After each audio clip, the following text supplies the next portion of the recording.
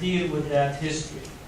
Now, the land of the Canaanites had many local urban centers that developed way before 1000 BC. And we have archaeological evidences of these, and increasingly we're discovering those as well.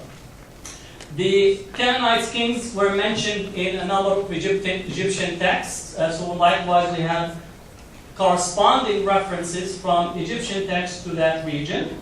It's also mentioned in the biblical text, and we know that Abraham, who migrated from Mesopotamia to the land of the Canaanites, at a time where his persecution in the land of Mesopotamia resulted in his migration to Palestine. It is mentioned that also he met the king that was ruling over the area that we know as the area that came to be known as Jerusalem.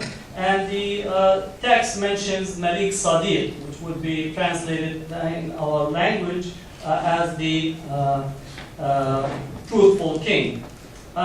We could say that Palestinians were some of the early ones to have given Abraham a green card when he crossed out from Mesopotamia into Palestine.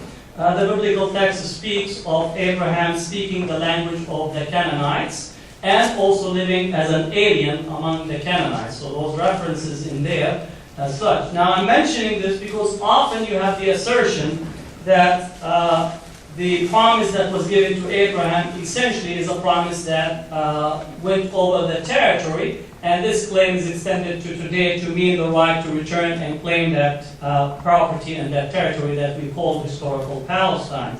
Nevertheless, when Abraham needed a place and a plot to bury his offsprings and descendants, he purchased that property, meaning he did not recognize the promise from God to be a territorial promise that results in the evicting of the population or the dispossession of the population that was present in there.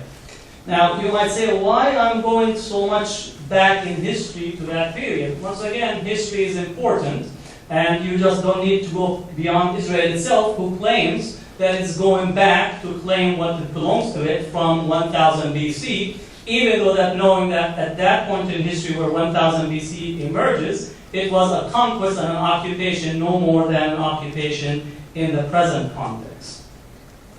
The more recent history of Palestine that I want to move from the 3500 BC, 1000 BC to the more contemporary 20th century, which I think more of our interest is at. The idea of Zionism emerges out of European context, not out of the Jewish population in the Arab or Muslim world. It was born out of specific conditions that prevailed in Europe, where pogroms, as well as oppression against European Jewry, in particular Eastern Europe, resulted in the idea of attempting to find a Jewish state. Now, it's important for us to locate Zionism within the history of nation-state and nationalism within European discourse. Meaning that prevailing discourse within Europe was about nationalism, was about nation-state, and the Jewish population within Europe adopted and internalized the notion of nationalism and began to contemplate the idea of Zionism to create a Jewish homeland. And Palestine was among a number of areas that was considered, so there was no exclusive consideration of Palestine, rather it was one among many. The first settlements in Palestine dates back to around the mid of 1870s, some would put it 1876, some put it a little bit earlier or a little bit after.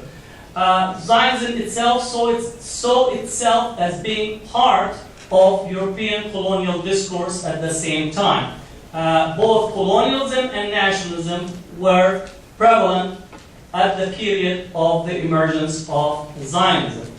Zionism wanted to appeal to major powers. It attempted to appeal to Tsarist Russia. It attempted to appeal to the Ottomans. And then finally really succeeding in linking its aspiration with the British Empire that was far instrumental in actually granting to the Zionist movement some of its desires.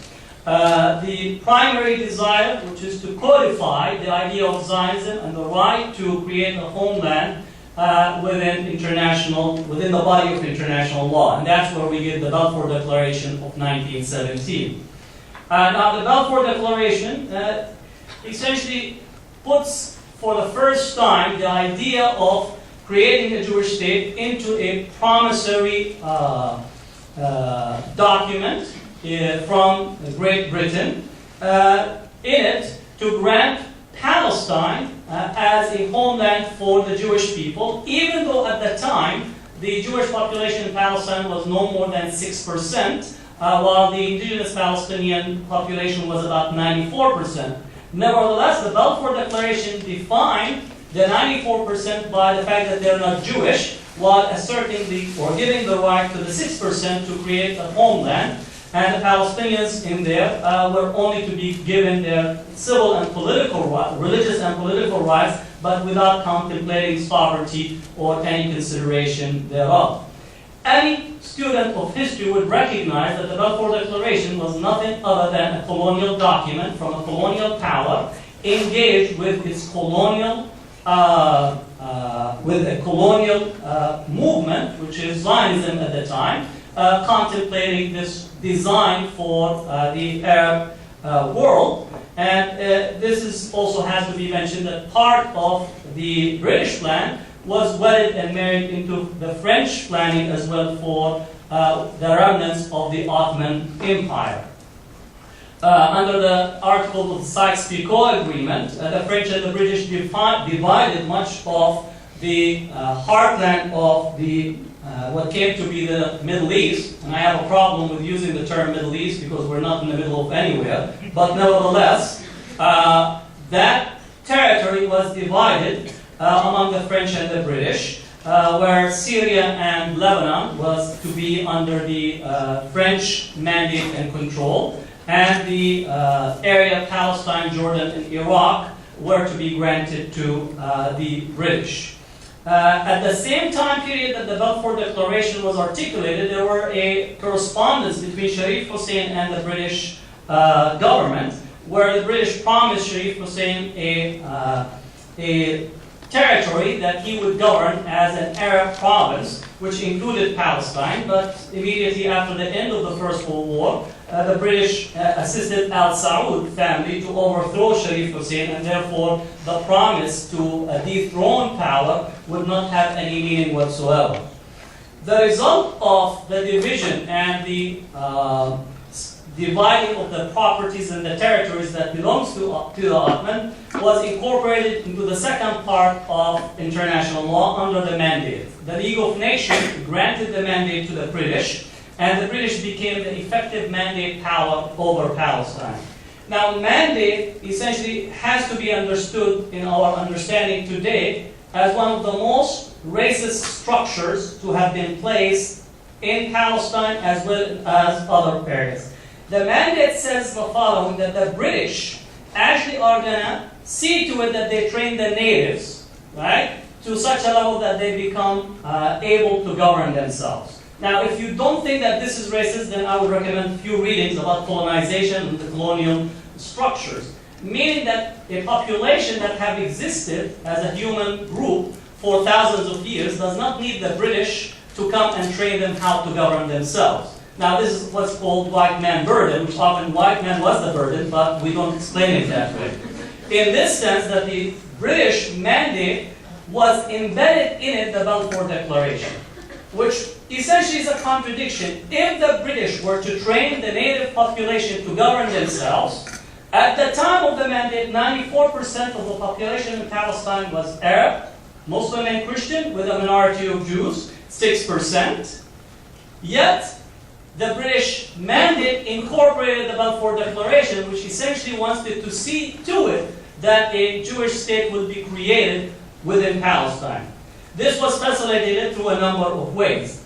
One part was the Jewish Legion, which was part of the British First World War troops that was incorporated into the mandate. So immediately you have a military force that was incorporated into the mandate within Palestine.